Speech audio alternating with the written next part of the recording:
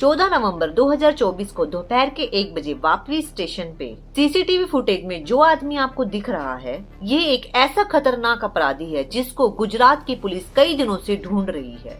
और वीडियो में जो ये शख्स दिख रहा है, ये हैंडीकैप है और इसी चीज का फायदा उठाकर ये ट्रेन के डब्बों में महिलाओं को अपनी हवस का शिकार बनाता है। पहले तो ये ट्रेन के डब्बों में बैठ के उन महिलाओं से बात करके उनको अपनापन दिखाता है और रात होते ही मौका देखकर वो इन महिलाओं को जान से मार देता है और बाद में उनके साथ गलत काम करता है। और यही इसका पैटर्न बन चुका था। पुलिस के लिए इस शख्स को पकड़ना बहुत मुश्किल था, क्योंकि बेशक ये हैंडीकैप था, लेकिन ये बहुत बड़ा एक मास्टरमाइंड था। ये कभी भी किसी एक लोकेशन पे टारगेट नहीं करता था और ये काम कर करके इसका हौसला इतना ज्यादा बढ़ गया था कि अब ये इस पैटर्न को चेंज करने वाला था। ये सारे इंसिडेंट ट्रेन के अंदर हुए थे, बस इस इंसिडेंट को छोड़ के। और यहीं पे ये एक ऐसी गलती कर बैठा था जिसके बाद पुलिस ने इसको पकड़ लिया।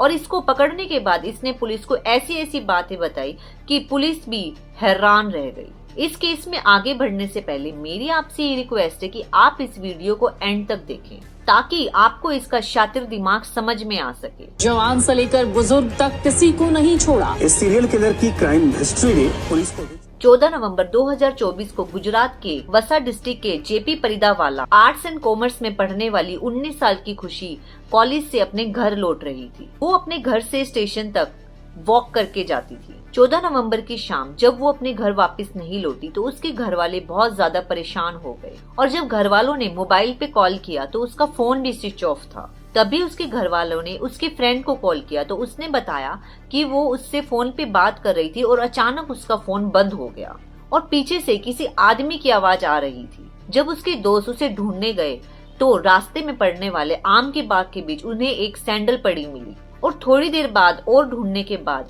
वहाँ पे एक बॉडी मिली जो अनफॉर्चुनेटली खुशी की ही थी। जब उसे फटाफट हॉस्पिटल लेके गए तो डॉक्टर ने उसे डेड घोषित कर दिया। पुलिस ने तुरंत बॉडी को फोरेंसिक पोस्टमार्टम के लिए भेजा और पोस्टमार्टम रिपोर्ट ने पुलिस वालों के होश उड़ा दिए, क्योंकि ये डेथ कोई एक्सीडेंट नहीं थी, बल्कि पहले खुशी के साथ दुष्कर्म हुआ था और बाद में उसकी गला दबाकर मौत की गई थी। अब पुलिस ने डीपली इस केस की इन्वेस्टिगेशन शुरू कर दी। पुलिस के इन्वेस्टिगेशन में पुलिस को बॉडी के पास एक स्वेट शर्ट और एक ब्लैक कलर का बैग मिला। बैग के अंदर 3 स्वेटर, 2 पैंट और एक फोन चार्जर था, जिसको देख के लग रहा था कि ये एक ट्रैवलर ही है जो कि ट्रेन से इधर उधर ट्रैवल करता है। पुलिस के लिए ये एक बहुत बड़ा एविडेंस था। इसी एविडेंस के बेस पे पुलिस ने अपनी टीम को उदावला स्टेशन पे भेजा और वहाँ के सीसीटीवी फुटेज को चेक करने के लिए बोला, लेकिन वहाँ पे कोई सीसीटीवी था ही नहीं। लेकिन पुलिस को इसको पकड़ना बहुत जरूरी था, क्योंकि ये पुलिस की रेंज से कभी भी बाहर हो सकता था। इसीलिए वसाड़ डिवीजन के एसपी करणराज सिंह ने अपनी टीम को एक्सपेंड किया और 10 अलग अलग टीम बनाई जो टेक्निकल और ह्यूमन इंटेलिजेंस के बेस पे उनकी मदद से इस केस पे काम कर रही थी। अब पुलिस ने गुजरात से लेकर मुंबई तक 2000 से 6000 तक सीसीटीवी फुटेज चेक किए और फाइनली एक मेहनत रंग लाई। वापी स्टेशन के एक फुटेज में वो आदमी वहाँ पे टहलता हुआ दिखाई दिया और उसने वही सेम बैग टांग रखा था जो कि इन्वेस्टिगेशन के दौरान मिला था।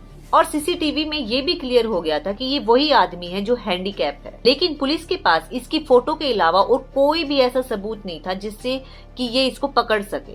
अब पुलिस ने लोकल जेल्स के पुलिस स्टेशन में इस सस्पेक्ट की फोटो को सर्कुलेट किया ताकि इसके बारे में कुछ इन्फॉर्मेशन निकल पाए, लेकिन अभी भी पुलिस के हाथ कुछ नहीं लगा। अब पुलिस ने अपनी सर्च को एक्सपेंड करते हुए centralise national database of offenders को चेक करना शुरू किया। मैं आपको बता दूं, centralise national database of offenders वो डाटा है जिसमें इंडियन गवर्नमेंट्स उन क्रिमिनल्स के रिकॉर्ड्स को इकट्ठा करती है जिन्होंने सेक्सुअल क्राइम किए होते हैं। और इन रिकॉर्ड्स में पुलिस को कामयाबी भी मिली, जहां इस सस्पेक्ट की शक्ल जोधपुर के एक क्रिमिनल से मैच हो गई। क्रिमिनल का नाम था राहुल करमवीर जाट उर्फ भोलू। डिटेल इन्फॉर्मेशन से पता चला कि राहुल हरियाणा में रोहतक का रहने वाला था, जो पहले भी चोरी चकारी के चक्कर में जेल जा चुका था और वो फिलहाल ही जेल से छूटकर वापस आया हुआ था। अब पुलिस सीधा राहुल के घर पहुंचती है तो उसके घर वाले बताते हैं कि वो बचपन से ही चोरी चकारी करने लग गया था, इसलिए उन्होंने उसको घर से निकाल दिया था। इधर दूसरी तरफ पुलिस ने राहुल को मुंबई, शिरडी और आंध्र प्रदेश के रेलवे स्टेशन पे देखा था, मतलब कि वो अभी भी खुला घूम रहा था और उसको पकड़ा नहीं गया था। वहीं 24 नवंबर को पुलिस के पास एक कॉल आया उसने पुलिस को बताया कि उसने राहुल जैसे दिखने वाले आदमी को अभी बांद्रा ट्रेन में चढ़ते हुए देखा है। अब पुलिस तुरंत हरकत में आ गई और अपनी टीम को लेकर स्टेशन पे पहुंच गई।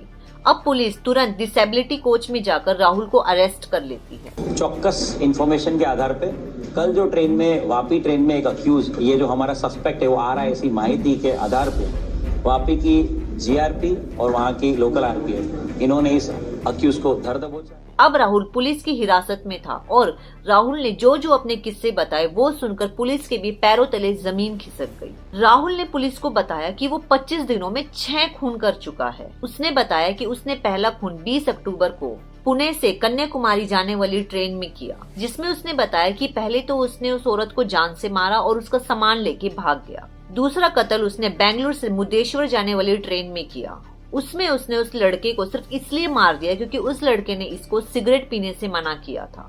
और पुलिस के होश तो तब उड़े जब उसने बताया कि 14 नवंबर को खुशी का कत्ल करने के बाद पहले तो वो रेलवे स्टेशन गया, जहां उसने दूध की बोतल और पानी खरीदा, और बाद में उसका इरादा खुशी के साथ दोबारा गलत काम करने का था। लेकिन वहां पर खुशी के घर वाले आ गए थे, इसलिए वो वहां से भाग गया।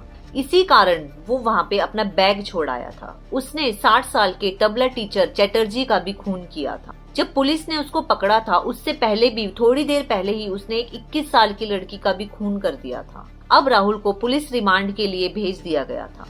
कोर्ट ने राहुल के ऊपर आईपीसी धारा 103 और आईपीसी की धारा 64 लगाई है, जिसमें अगर उसके क्राइम्स प्रूफ हो जाते हैं तो उसको फांसी की या फिर उम्र कैद की सजा हो सकती है। लेकिन पुलिस के सामने बड़ा सवाल ये था कि आखिर राहुल ने ये सब काम क्यों किया। पुलिस ने जब राहुल से पूछा तो उसने बताया कि उसको बचपन से ही ट्रक चलाने का शौक था, बट पोलियो होने की वजह से स्कूल में सब उसका मजाक बनाते थे। पोलियो होने के कारण वो ट्रक नहीं चला सकता था, इसलिए उसने चोरी करना शुरू कर दिया। लेकिन इन मर्डर्स के पीछे का रीजन पुलिस को आज तक भी नहीं पता चला। कोई भी वजह रही हो, लेकिन ये एक हैवानियत से कम नहीं है। हैंडीकैप्स को देख के हम सिंपैथी दिखाते हैं, लेकिन आज के टाइम में किसी पे भी सिंपैथी दिखाने का जमाना है ही नहीं।